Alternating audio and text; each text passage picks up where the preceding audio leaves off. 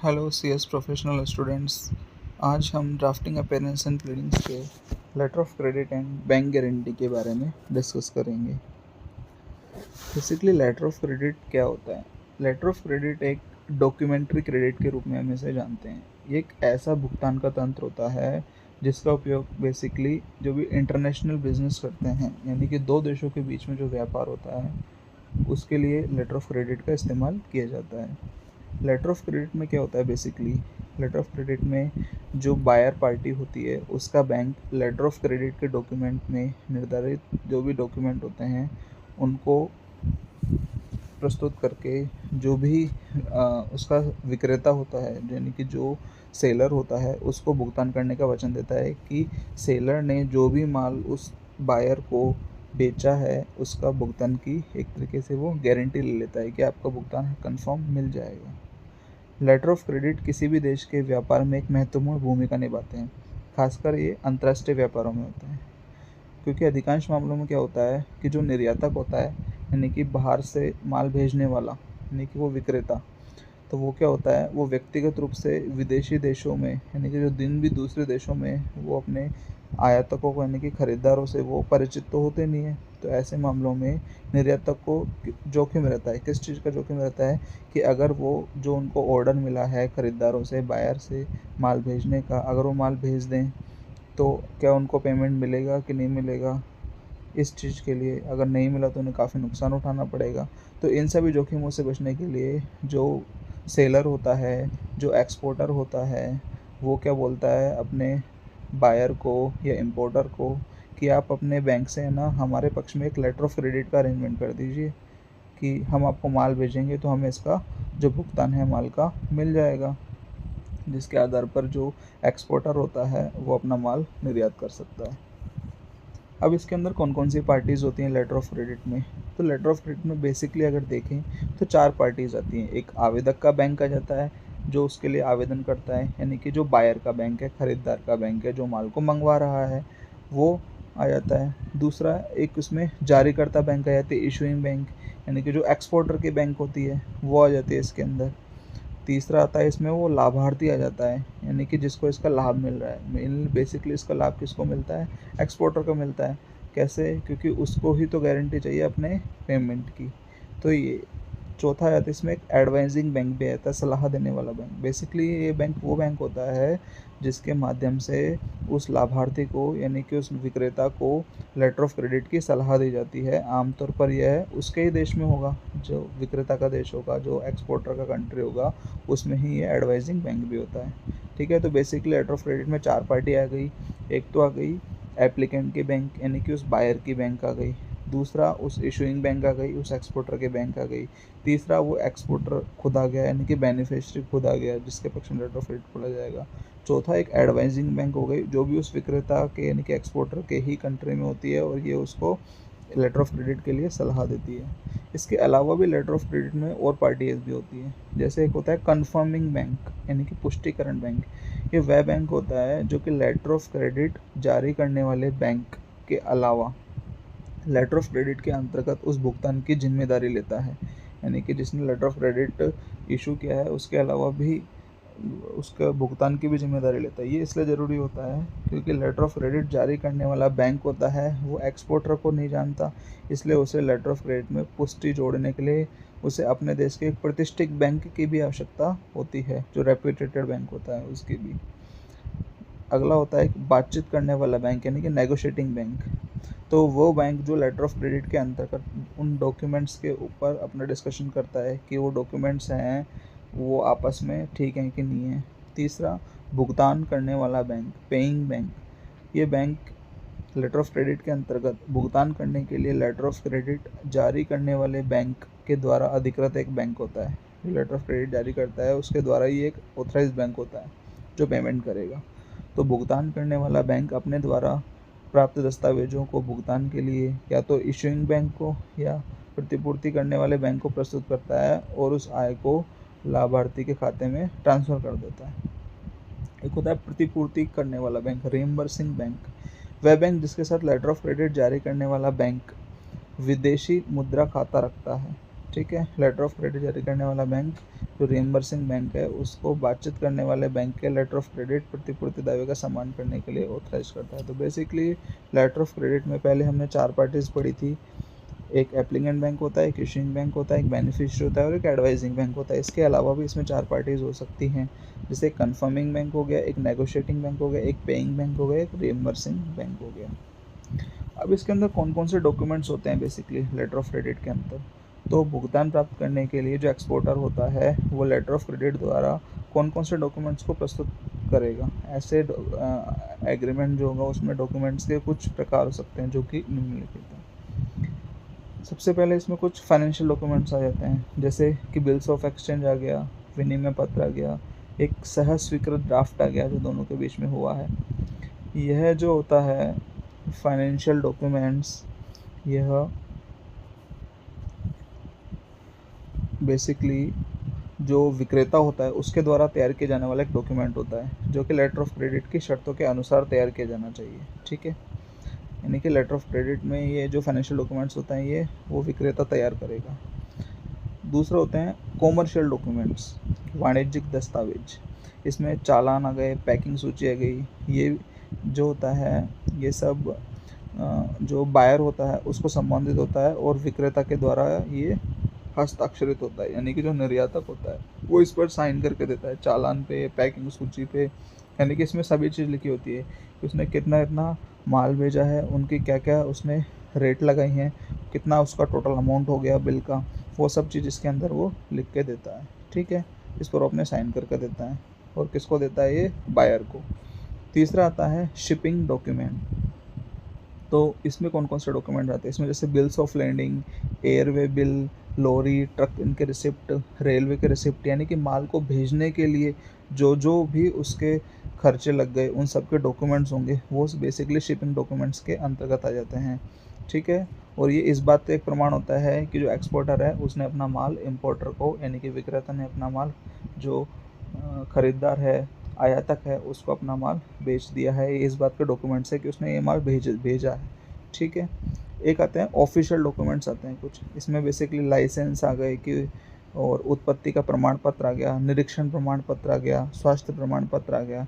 ये आते हैं बेसिकली, ये डॉक्यूमेंट्स इसलिए आते हैं कि उसने जो भी माल भेजा है वो कहाँ से, उसका ओरिजिन क्या है, वो माल ओरिजिनल है, वो एकदम क्वालिटी वाला माल भेजा है, उससे कोई नुकसान नहीं होगा। ये सभी चीज़ के बेसिकली कुछ डॉक्यूमेंट्स होते हैं जो इसके अंतर्गत आते हैं। ठीक है, एक आता है इंश्योरेंस डॉक्यूमेंट कि उसने जो माल भेजा है ना वो इंश्योर्ड माल भेजा, उसका इंश्योरेंस भी भेजा है उसने उस माल का। तो बीमा पॉलिसी या प्रमाण पत्र आता है, बेसिकली इसमें कवर नोट नहीं आता है। तो भेजे जाने वाले जो माल है उसका बीमा वो लेटर ऑफ क्रेडिट के डॉक्यूमेंट में निर्दिष्ट राखी और जोखिमों के अनुसार होना चाहिए। ठीक है, और इस पर उस पर कंपनी के हस्ताक्षर भी होने चाहिए, बीमा कंपनी के। अब लेटर ऑफ क्रेडिट के प्रकार कौन कौन से आते हैं, कितने प्रकार का हो सकता है लेटर ऑफ क्रेडिट? तो सबसे पहले आता है documentary letter of credit and clean letter of credit. तो जब लेटर ऑफ क्रेडिट में यह प्रावधान हो कि भुगतान है वो माल के स्वामित्व के दस्तावेज जैसे बिल्स ऑफ लेडिंग ये सब करने पर, प्रस्तुत करने पर ही होगा। यानी कि बिल्स ऑफ लेडिंग अगर आप मिल जाएगा तो माल का भुगतान हो जाएगा कि हाँ भाई माल भेज दिया गया है। ठीक है, तो इसे दस्तावेजी डॉक्यूमेंट कहते हैं कि डॉक्यूमेंट्री लेटर ऑफ क्रेडिट हुआ है कि बिल्स ऑफ लेडिंग प्रस्तुत करते ही आपको पेमेंट है वो मिल जाएगा। ठीक है, और अगर ऐसा कोई प्रोविज़न नहीं है आपके लेटर ऑफ क्रेडिट में तो इसे क्लीन लेटर ऑफ क्रेडिट कहा जाता है। सेकंड आता है fixed credit and revolving credit. Fixed credit वो होता है जहाँ पे लेटर ऑफ क्रेडिट उस राशि को निर्दिष्ट करता है जिस तक वो लाभार्थी है, यानी कि जो एक्सपोर्टर है वो निर्दिष्ट समय के भीतर एक या अधिक बिल निकाल सकता है। ठीक है, और लेटर ऑफ क्रेडिट तब तक प्रभावी रहता है जब तक कि वो जो राशि है वो उस समय के भीतर समाप्त नहीं हो जाती। और रिवॉल्विंग क्रेडिट में क्या होता है, लेटर ऑफ क्रेडिट खोलने वाला बैंक होता है वो कुल राशि निर्दिष्ट नहीं करता है जिस तक बिल निकाले जा सकते हैं, लेकिन कुल राशि का वो उल्लेख करता है जिस तक बिल एक समय में बकाया रह सकते हैं। इस प्रकार उस राशि तक पहुंचने के बाद जैसे ही वो बायर होता है वो बिल का भुगतान करता है तो उस सीमा तक सीमा बहाल हो जाती है। इस प्रकार यह स्वचालित है और निर्दिष्ट समय के भीतर इसमें कोई नवीनीकरण की आवश्यकता नहीं है। तीसरा आता है revocable and irrevocable letter of credit. तो जो रिवोकेबल लेटर ऑफ क्रेडिट होता है वो होता है रद्द करने योग्य और एक अपरिवर्तनीय लेटर ऑफ क्रेडिट। तो रिवोकेबल जो लेटर ऑफ क्रेडिट होते हैं उनमें जो इशूइंग बैंक होता है, खोलने वाला बैंक होता है, वो क्या करता है, उस लाभार्थी को यानी कि एक्सपोर्टर को पूर्व में सूचना दिए बिना किसी भी समय पर वो उस क्रेडिट को रद्द कर सकता है या फिर संशोधित करने का अधिकार भी अपने पास ही रखता है उस लेटर ऑफ क्रेडिट को। ठीक है। और जो इर्रिवोकेबल होता है तो वो उसके बिना परमिशन के यानी कि उस लाभार्थी के बिना परमिशन के वो उसमें कोई भी चेंज नहीं कर सकता है, ना ही उसको रद्द कर सकता है। ठीक है। चौथा आता है confirm and unconfirm letter of credit. तो जब खोलने वाला बैंक होता है लेटर ऑफ क्रेडिट को, वो निर्यातक के देश में सलाह देने वाले बैंक से अपरिवर्तनीय लेटर ऑफ क्रेडिट में अपनी पुष्टि जोड़ने का अनुरोध करता है, और सलाह देने वाला बैंक ऐसा करता है तो लेटर ऑफ क्रेडिट अपरिवर्तनीय और पुष्टिकृत होता है। तब सलाह देने वाले बैंक को पुष्टि करने वाला बैंक कहा जाता है, और तब उसकी देयता जारीकर्ता बैंक के समान हो जाती है। तो पुष्टि को तब तक रद्द या संशोधित नहीं किया जा सकता है जब तक कि सभी पक्षों के द्वारा उसकी सहमति न हो। एक पुष्टिकृत अपरिवर्तनीय लेटर ऑफ क्रेडिट लाभार्थी को पूर्ण सुरक्षा प्रदान करता है। यदि सलाह देने वाला बैंक अपनी पुष्टि नहीं जोड़ता है तो लेटर ऑफ क्रेडिट अपुष्ट के रूप में रहता है, अपुष्ट मीन अनकन्फर्म रहता है। ऐसे मामले में सलाह देने वाले बैंक पर कोई दायित्व नहीं होगा। अगला आता है with and without records credit, यानी कि सहारा सहित और सहारा रहित। सहारा सहित बिलों के मामले में बिल के धारक के रूप में बैंकर बिल के आहर्ता द्वारा भुगतान न किए जाने की स्थिति में आहर्ता से बिल की राशि को वसूल कर सकता है। इसका मतलब अगर जो बायर है वो पेमेंट नहीं करता है तो बैंक क्या कर सकता है, जो बिल का पेमेंट बैंक ने किया है वो उसकी राशि उस बायर से वसूल कर सकता है। तो ऐसी देयता से बचने के लिए विक्रेता जो होता है यानी कि निर्यातक, वो क्या करेगा, उस खरीदार से आहर्ता को सहारा रहित क्रेडिट की व्यवस्था करने के लिए कहता है। ऐसे क्रेडिट में यदि आयातकर्ता बिल का पेमेंट करने में सम्मान करने में विफल रहता है तो जो जारीकर्ता बैंक होता है वो निर्यातक के पास कोई सहारा नहीं ले सकता है। तो बिल पर बातचीत होते ही ऐसे बिल की देयता समाप्त हो जाती है। एक होता है ट्रांसफरेबल लेटर ऑफ क्रेडिट, यानी कि हस्तांतरणीय लेटर ऑफ क्रेडिट। ये क्या होता है, इसमें सामान्यतः जो लाभार्थी होता है, इसका मतलब जो निर्यातक होता है, उसको लेटर ऑफ क्रेडिट के तहत विनिमय बिल निकालने के लिए अधिकृत किया जाता है। लेकिन यदि जो लाभार्थी है वो लेन देन में मध्यस्थ है और माल वास्तव में किसी और के द्वारा आपूर्ति किया जाना है, तो लाभार्थी जो होता है निर्यातक, वो बायर से ट्रांसफरेबल लेटर ऑफ क्रेडिट की व्यवस्था करने का अनुरोध कर सकता है। एक आता है back to back letter of credit, यानी कि जब निर्यातक को कोई non transferable letter of credit प्राप्त होता है तो वह बैंक से किसी अन्य व्यक्ति के पक्ष में उसके पक्ष में जारी लेटर ऑफ क्रेडिट की सुरक्षा पर एक नया लेटर ऑफ क्रेडिट खोलने का अनुरोध कर सकता है। ऐसे लेटर ऑफ क्रेडिट को back to back letter of credit कहा जाता है। इसका मतलब क्या होता है कि जब कोई लाभार्थी यानी कि जब कोई निर्यातक को कोई भी non transferable letter of credit प्राप्त होता है तो वो बैंक से किसी अन्य व्यक्ति, स्थानीय आपूर्तिकर्ता भी हो सकता है वो, यानी कि सप्लायर, उसके पक्ष में जारी लेटर ऑफ क्रेडिट की सुरक्षा पर एक नया लेटर ऑफ क्रेडिट खोलने का अनुरोध कर सकते हैं। इसे कहते हैं back to back letter of credit. ऐसी लेटर ऑफ क्रेडिट की शर्तें भी समान ही होती हैं, सिवाय इसमें जो राशि है वो कम हो सकती है और वैधता पहले वाली हो सकती है। Letter of credit with a red clause and green close.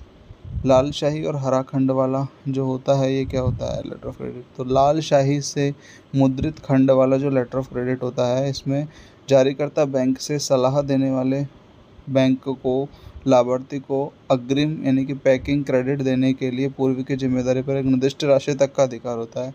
ये एक अल्पकालिक अग्रिम राशि होती है जो लाभार्थी के द्वारा प्रस्तुत लेटर ऑफ क्रेडिट के तहत दस्तावेजों पर बातचीत करने पर लाभार्थी को देय होती है।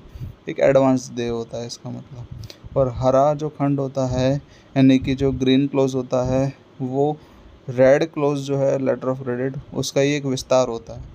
ठीक है। जो पैकिंग क्रेडिट तो होता ही है, इसमें एडवांस तो दिया जाता है, उसके अलावा गोदाम में माल के भंडारण के लिए भी अग्रिम की अनुमति देता है कि आप माल को भंडार भी कर सकते हो। ठीक है। एडवांस में मिलेगा, साथ में भंडारण की परमिशन भी मिल जाती है इस ग्रीन क्लोज के अंदर। एक आता है instalment credit. Instalment credit basically क्या होता है, लेटर ऑफ क्रेडिट माल के पूरे मूल्य के लिए जारी किया जाता है।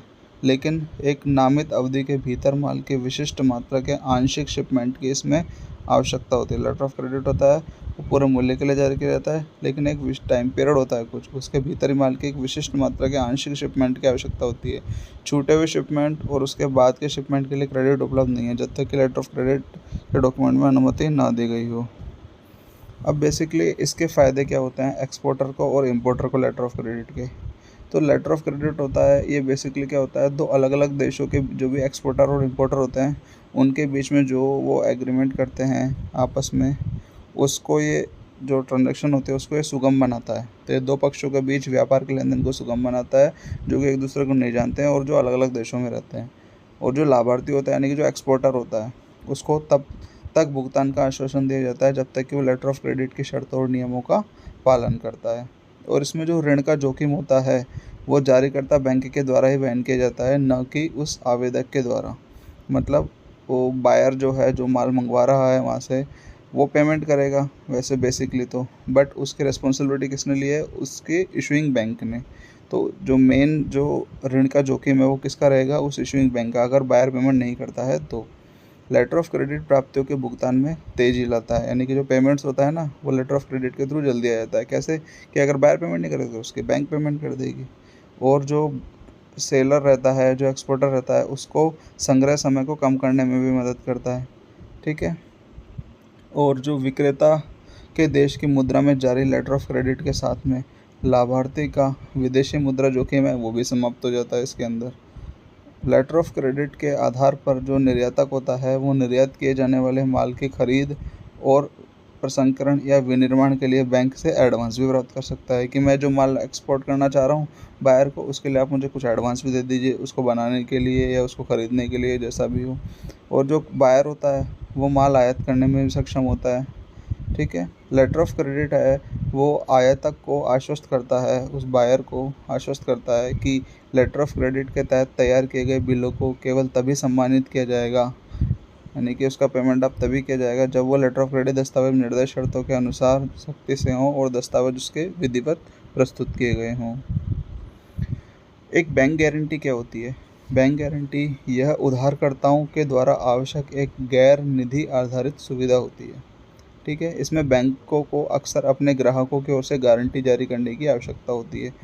बैंक गारंटी यह सुनिश्चित करती है कि देनदार की देनदारियों को इस स्थिति में पूरा किया जाएगा जब वो अपने अनुबंध संबंधी दायित्वों को पूरा करने में विफल रहता है। मतलब कोई देनदार है उसने किसी से पैसा लिया और उसका वो पेमेंट नहीं कर पाता है तो बैंक है वो उसके पेमेंट को उसके बिहाफ पर पेमेंट करेगी अगर बैंक गारंटी उसके अंदर इन्वॉल्व है तो। और इसमें बेसिकली 3 पार्टी होती है, एक बैंक होता है, एक लाभार्थी होता है और एक आवेदक होता है। ठीक है। यह समझौता जो होता है ये लाभार्थी को यानी कि जिसने पेमेंट दिया है अगले बंदे को, उसको यह आश्वासन दिलाने के लिए उपक्रम के रूप में कार्य करता है कि गारंटी मूल्य के जो भी वित्तीय या प्रदर्शन दायित्व होगा, यानी कि अगर फाइनेंस रिलेटेड होगा या कोई परफॉर्मेंस रिलेटेड होगा तो उसको पूरा करने में अगर आवेदक कोई गलती करता है तो बैंक है वो उस निर्दिष्ट राशि का या और निर्दिष्ट प्रदर्शन का जो भी परफॉर्मेंस है उसको पूरा करेगा। ठीक है। अब बैंक गारंटी 2 प्रकार की हो गई, एक फाइनेंशियल गारंटी हो गई, एक परफॉर्मेंस गारंटी हो गई। फाइनेंशियल गारंटी में क्या होता है, इसमें बेसिकली बैंक की गारंटी देता है कि अगर उसका जो आवेदक है वित्तीय दायित्व को पूरा करेगा और अगर वो विफल रहेगा तो बैंक उस गारंटर के रूप में उस पेमेंट को पूरा करेगा उसके बिहाफ पर। ठीक है। इसमें बेसिकली क्या कहते हैं, कोई भी राजस्व का बकाया हो गया, कर शुल्क, अदालतों में लंबित मुकदमों के लिए विवादित देनदारियों के लिए कोई गारंटी हो गई, ऋण वृद्धि हो गई, वित्तीय प्रतिभूतियों का पुनर्भुगतान इत्यादि सब कुछ हो गया। ये होता है परफॉर्मेंस गारंटी, निष्पादन गारंटी। इसके तहत अगर जैसे कोई आवेदक है, ठीक है, उसने कोई विशेष कार्य को करने के लिए कहीं पे कोई गारंटी दी है, अगर वो गारंटी को पूरा नहीं कर पाता है, उस विशेष कार्य को पूरा नहीं कर पाता तो बैंक उसके बिहाफ पर उस विशेष कार्य को पूरा करेगी। जैसे कोई बोली बॉन्ड हो गया, प्रतिधारण धन गारंटी हो गया इत्यादि। Thank you. प्लीज़ आप हमारे चैनल को सब्सक्राइब करें, लाइक करें, शेयर करें और कमेंट करें।